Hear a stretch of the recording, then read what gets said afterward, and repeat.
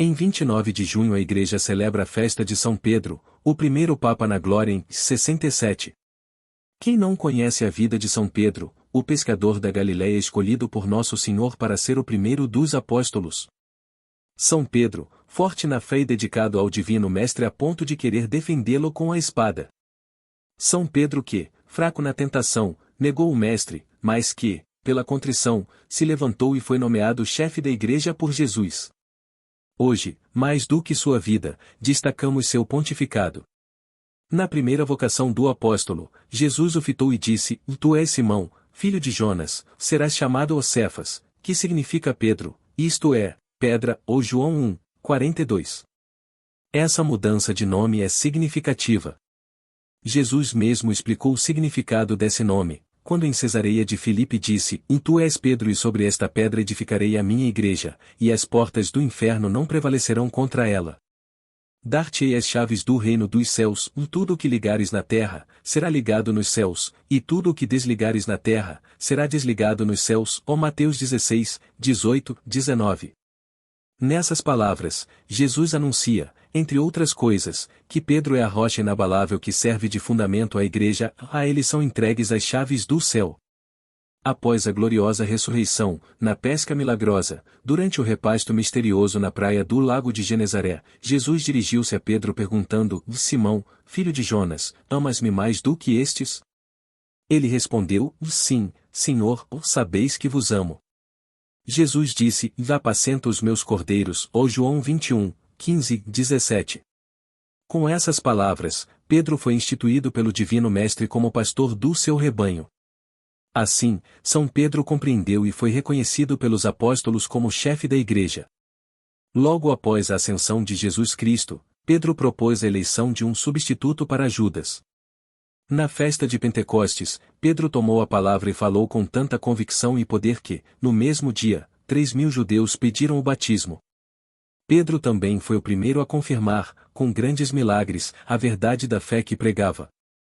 Ao pobre paralítico que, sentado à porta do templo, lhe pediu esmola, o apóstolo disse: Prata e ouro não possuo, mas o que tenho, isso te dou, em nome de Jesus de Nazaré, levanta-te e anda.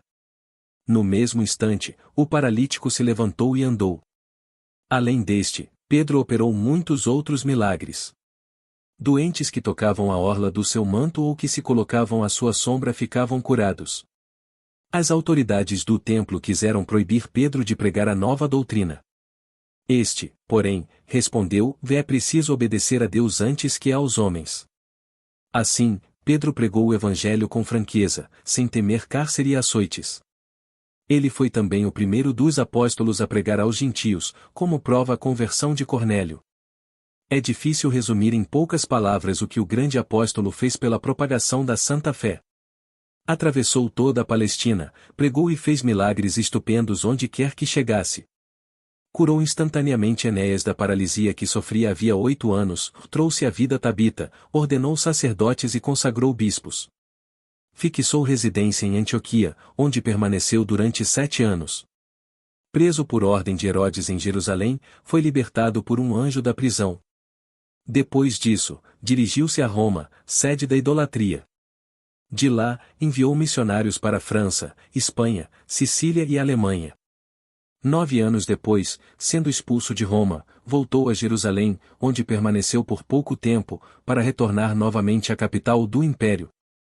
Em Roma vivia um grande feiticeiro chamado Simão, que fazia oposição à Igreja de Cristo.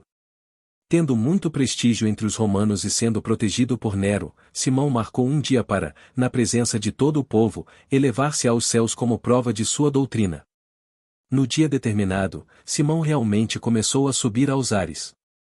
Pedro, então, fez um exorcismo e ordenou aos maus espíritos que se afastassem, fazendo Simão cair de uma altura considerável, fraturando as pernas. Este fato abriu os olhos de muitos, que em seguida pediram o sacramento do batismo. Contudo, também serviu para desencadear uma furiosa perseguição contra a jovem igreja. O imperador Nero atiçava as paixões contra os cristãos. Pedro permaneceu algum tempo escondido da ira do tirano e planejou fugir de Roma. Saindo da cidade, já assim conta a lenda, teve uma visão e viu diante de si o Divino Mestre. Senhor, para onde ides? Perguntou o apóstolo. A Roma, para ser crucificado outra vez, respondeu Jesus, e a visão desapareceu. Pedro compreendeu o sentido das palavras e voltou. Foi preso e levado ao cárcere Mamertino, onde também se encontrava São Paulo. A prisão durou 8 meses. Nesse meio tempo, São Pedro converteu os carcereiros Martiniano e Processo, que, com mais 48 neocristãos, sofreram o martírio. Condenado à morte, São Pedro foi, como o Divino Mestre, cruelmente açoitado e em seguida levado à colina Vaticana para ser crucificado. Estando tudo pronto para a execução, São Pedro pediu aos algozes que o crucificassem de cabeça para baixo, por se considerar indigno de morrer como o Divino Mestre. Assim morreu o primeiro Papa da Igreja Católica. No lugar do suplício, foi mais tarde edificada a Basílica de São Pedro. Os restos mortais do Príncipe dos Apóstolos e primeiro Papa encontram-se na mesma basílica. Reflexões. Demos graças a Deus, que nos chamou ao seio de sua Santa Igreja. Que a heresia se levante contra ela, que a maldade e a mentira desafiem, nada poderão contra o rochedo de São Pedro. Por mais que se enfureçam, jamais cantarão vitória. A Igreja triunfará e seus inimigos perecerão nas ondas. Rezemos pelo Papa, o legítimo sucessor de São Pedro e representante de Cristo sobre a terra. Que o Senhor o conserve, o anime, lhe dê felicidade sobre a terra e não o deixe cair nas mãos dos inimigos. Deus onipotente e eterno, compadecei-vos do vosso servo, conduzi-o em vossa bondade pelo caminho da salvação, para que com a vossa graça deseje o que vos agrada e trabalhe com todas as forças para cumprir a vossa vontade. Santos do Martirológio Romano, cuja memória é celebrada hoje.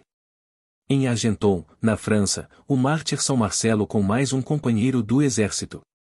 Em Gênova, a morte de São Ciro, em 330. Na região de Sens, na França, a memória de Santa Benedita, Virgem. Em Jerusalém, a memória de Maria, mãe de Marcos, mencionada nos Atos dos Apóstolos 12:12. Sua casa parece ter sido um abrigo para os cristãos no tempo da perseguição.